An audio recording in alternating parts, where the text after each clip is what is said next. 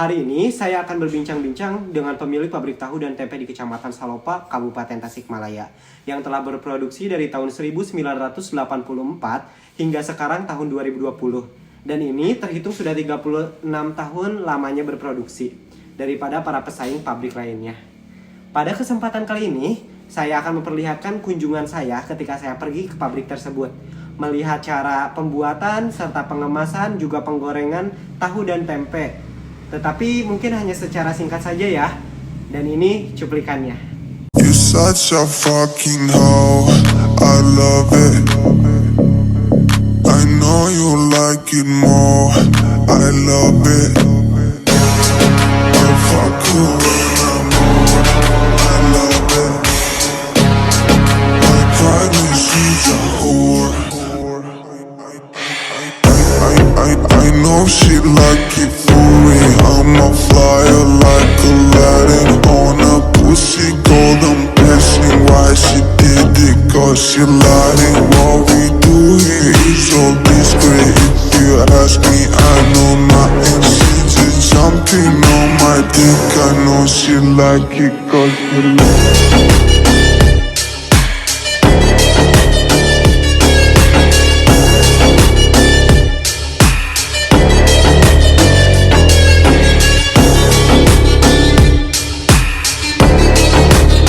Itu cuplikannya ketika saya mengunjungi pabrik Bapak Edar Solihat. Dan sekarang saya sudah langsung bersama Pak Edarnya dan dari pemilik pabrik tersebut. Baik Pak, saya di sini akan menanyakan segala secara lebih spesifik tentang usaha yang dirintis dan bagaimana bisa bertahan di kala pandemi COVID-19 ini. Untuk mempersingkat waktu saja, mari kita mulai. Baik Bapak, perkenalkan nama saya Dani dari Prodi Creative Plannership BINUS Bandung angkatan 2024. Dan saya di sini akan menanyakan beberapa hal kepada Bapak. Apa Bapak bersedia? Iya, silahkan. Saya silahkan, Dek. Perkenalkan, nama saya Edar Solihat, pemilik pabrik tahu tempe sekarang. Baik, Pak. Pertanyaan yang pertama, sejak kapan nih, Pak, Bapak memulai usaha pabrik tahu dan tempe ini? Serta berapa banyak pekerja di sini, Pak? Iya, ini, Dek. Usaha pabrik ini sudah berjalan dari tahun 1984 kalau nggak salah ya, 84 kira-kira 84 sampai sekarang. Dan alhamdulillah, dan untuk keseluruhan pekerja sebanyak 10 orang. Ya. Di mana untuk bekerja membuat tahu sebanyak 5. Ya. 5 orang, 2 orang termasuk bagian packing juga. Ya. Di bagian di sini ada 2 bagian ya, bagian shift, ada shift malam dan shift siang. Oh, begitu. Ya, sore sampai malam. Dan untuk membuat tahu goreng dan membuat tempe hanya 3 orang, semuanya perempuan. Oke, baik, Pak. Lalu Bapak dapat ide bisnis ini dari mana, Pak? Kalau boleh tahu. Serta apa nih yang membuat produk di pabrik ini bisa lebih kuat daripada pesaing serta bisa bertahan sampai sejauh ini, Pak? Untuk ide bisnis, saya sendiri sebenarnya ini adalah ide almarhum bapak saya. Ya. Beliau pernah bekerja sebagai pekerja di pabrik tahu orang lain dulu. Lalu beliau berpikir untuk membangun sendiri.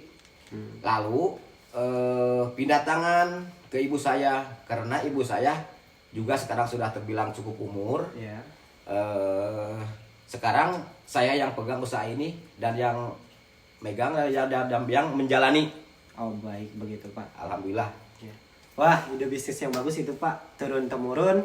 Lalu untuk target penjualannya ke siapa saja, Pak? Ya, untuk sementara ini untuk target penjualannya produk sendiri mencakup semua kalangan masyarakat. Alhamdulillah. Yang pastinya di sini saya juga memiliki pelanggan tetap yang sudah menjalin kerjasama seperti beberapa pesantren Ya. terbesar di Kabupaten Tasikmalaya. Itu udah rutin. Oke. Serta toko-toko sayuran di Kecamatan Salopa, Cikatomas, Jati, Cikalong, Pangandaran. Wah, oke. Alhamdulillah. Wah, untuk target pasarnya hebat sekali, Pak. Itu banyak pelanggannya. Lalu bagaimana nih, Pak, untuk rencana penjualan Bapak di masa yang akan datang? Ya, untuk kedepannya saya ingin berupaya untuk melebarkan sayap Ya. pangsa pasar serta berinovasi, mungkin bisa menjual susu kedelai, Ya. kerupuk tahu atau tempe. Ya. Jadi tidak hanya menjual tahu tempe saja, Ya, bagus. sekarang kan banyak varian-varian lah ya. Iya betul. Saya tidak hanya kepada lingkungan kabupaten saja, tapi saya ingin go nasional, bahkan go internasional kalau bisa. Bahkan bisa internasional dengan tujuan memperkenalkan produk saya ke khalayak yang lebih luas. Oh, oke baik Pak. Lalu nih, apa yang membuat produk Bapak ini tuh berbeda hingga bisa bertahan sampai sejauh ini? Maksud saya berbeda dari pabrik lain ya Pak, gitu. Ya. Pertama saya ambil kualitas kedelai. Ya. Kedelai yang sangat baik, terbaik dari luar negeri. Ya. Yaitu diperlukan impor. Banyak di kita juga kedelainya, cuma kalau dibikin itu kurang bagus. Oke. Maka saya usahakan ini kedelainya dari luar negeri langsung. Ya. Serta menjaga kualitas pembuatan yang bersih serta tidak mengandung bahan yang berbahaya, pengawet ataupun pewarna untuk tahu kuning, karena saya memakai kunyit asli. Ya. Asli pun lainnya hanya memakai bahan yang sesuai. Itu aja, Dek. Oke baik Pak. Nih pertanyaan terakhir ya Pak. Apa aja nih yang menjadi kendala Bapak dalam menjalani usaha ini? Apalagi di saat sekarang masa pandemi COVID-19 Pak.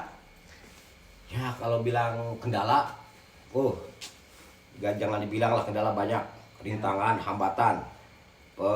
Yang menjadi kendala yaitu pada masa awal pendirian usaha. Banyak keluhan yang saya dengar dari berbagai kalangan masyarakat, seperti mengeluh karena asap yang ditimbulkan dari pabrik atau limbah, pembuangan dari pembuatan tahu, ditambah sekarang masa pandemi.